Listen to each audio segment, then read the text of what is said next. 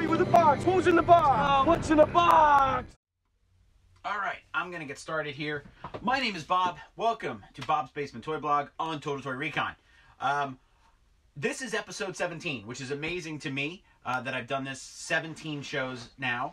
I kind of opened this one ahead of time because it had a big lid on it. This is one of the tubs that I call the plastic coffins. This is a little bit smaller of a coffin. It's not as big as the blue ones that you've seen, but I would say a lot of these items are from episode 1, that 2000-ish, 2001, 2002 kind of era of Star Wars. Now there's some, as you can see, there is a, we'll just get it out of the way right away. This is a vintage collection puzzle from 1983. Probably got this for Christmas, so I may even build it today to see if it's all there. But we do have a couple other things, and if you notice in the title of this one, I'm calling it the Jar Jar Binks episode because we've got Jar Jar Binks right there, which is surprising to me that I actually have a Jar Jar Binks anything. So I decided that there was another box that was going to be for today. That box was labeled 2018, so I figured it's relatively new things, and let's save it for the 18th episode, which got me thinking the 19th episode is going to be something special, which is literally behind Indiana Jones, and I've got to dig it all out because I put Indiana Jones out on display. A lot of nice comments, and actually an Indiana Jones group allowed me to post that really quick, I'm in the group, so they let me post it, about that box set. A lot of questions about that box set. A lot of people wanted to know more about it. Good luck trying to find one.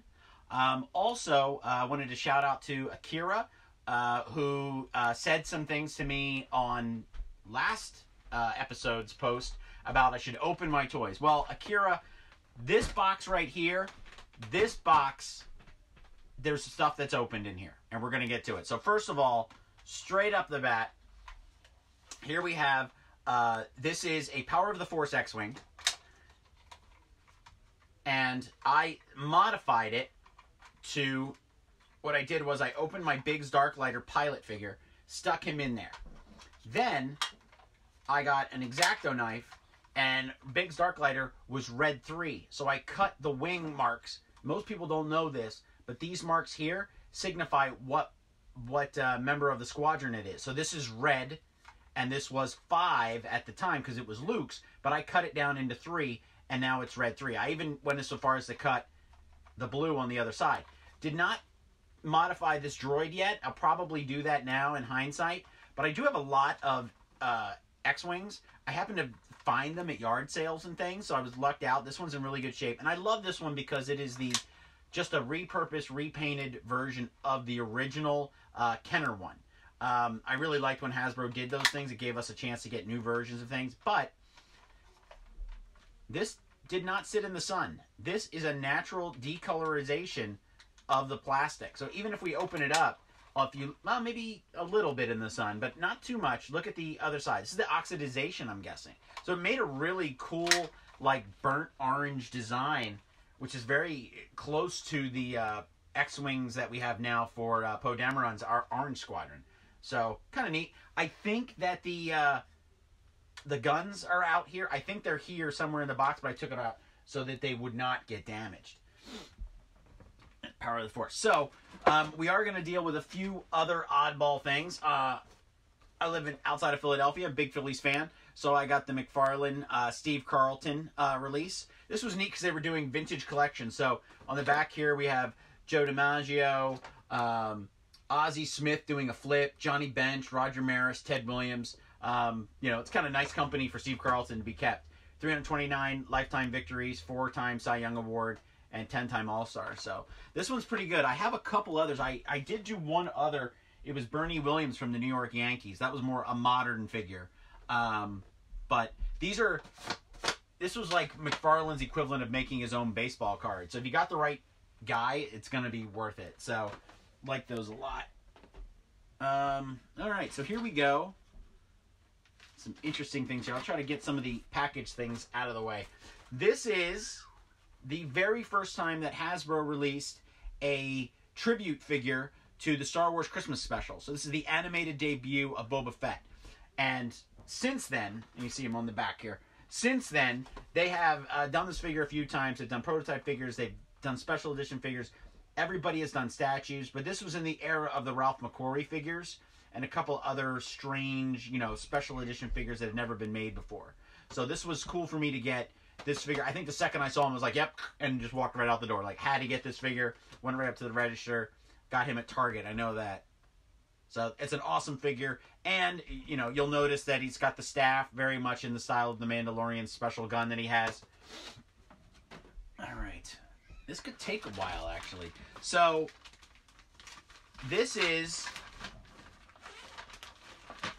So, I can't really get into too much of this because you have to build it. But this is the Death Star swing. This is Luke and Leia's escape.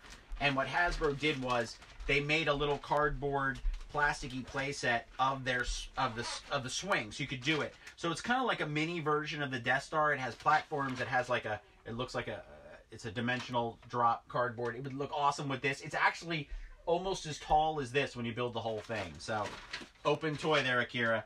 Shout out to you. Again, in that same era of Hasbro toys, they built and released the Death Star escape. So you put these pieces together like this, and you have the hallway for the Death Star. Very cool playset.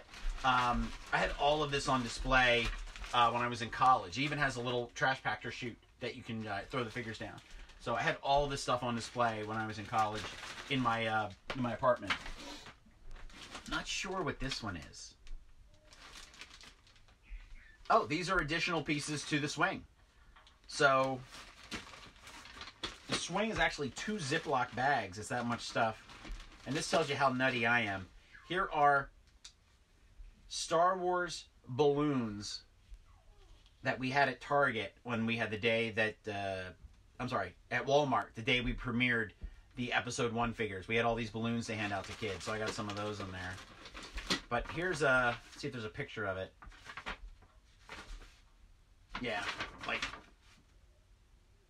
there's a cannon that you can fire, all kinds of stuff. But it's pretty big.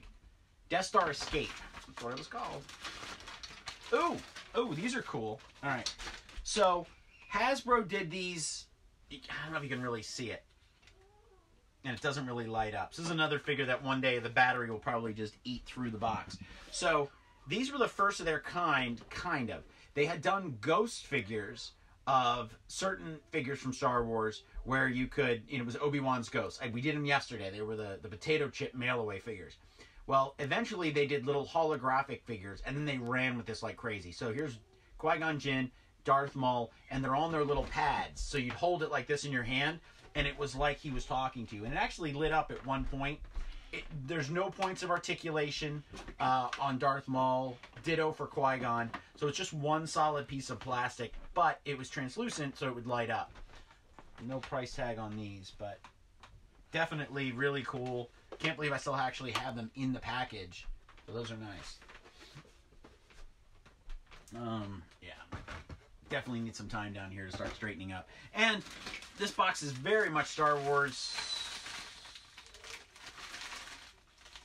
More pieces to the Death Star Escape for the Luke and Leia one. Alright.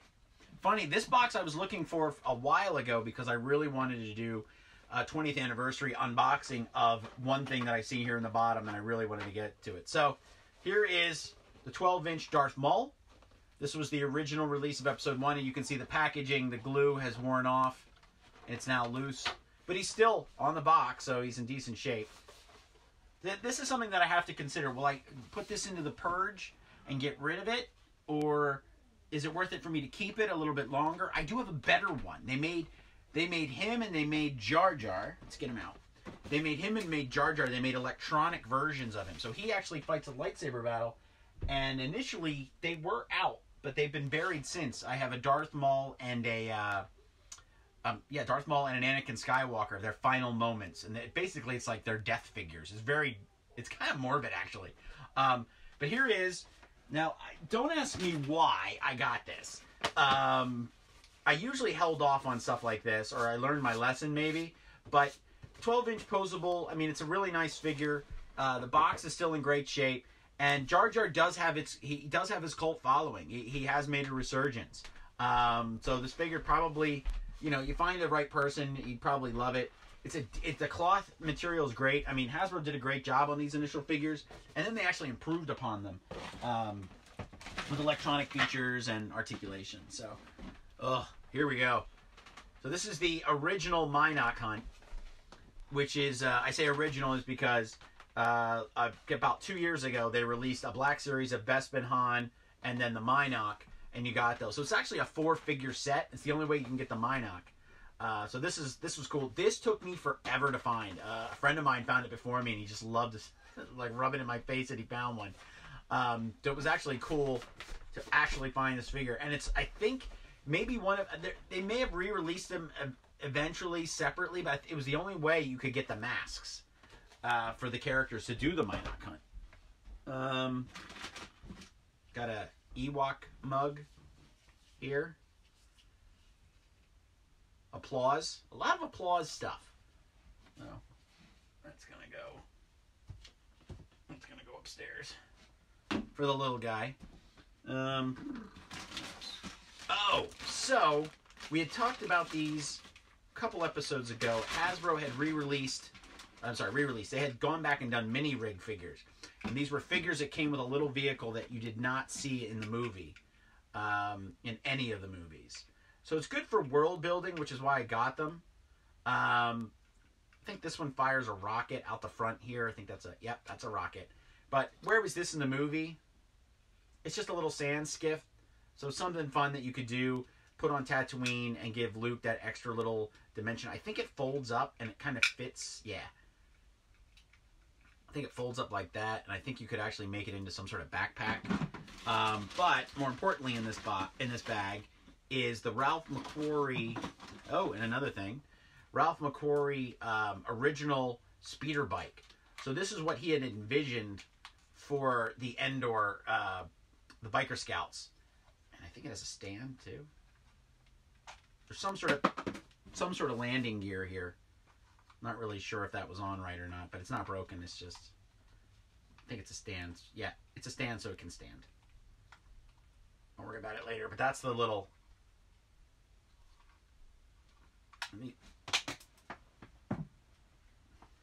Yeah, you can tell I've never actually played with it. Oh, okay. And then these would come out like this, so you can put them behind you. It was all kinds of wind directional things.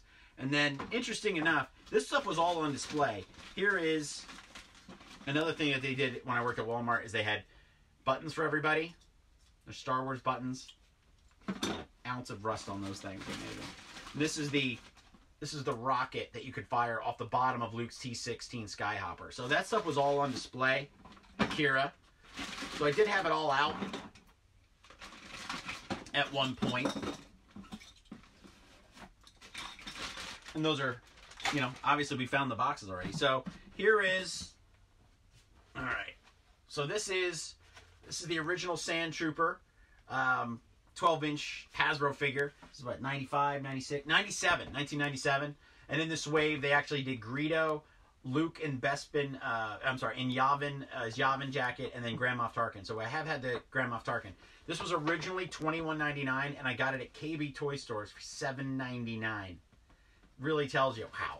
Like, this is, I wasn't a big fan of these, because it's a whole nother line, whole nother size. But when I'd see them on sale, I'd grab them in a second. Especially, he came with a little droid that was floating around him in the special edition.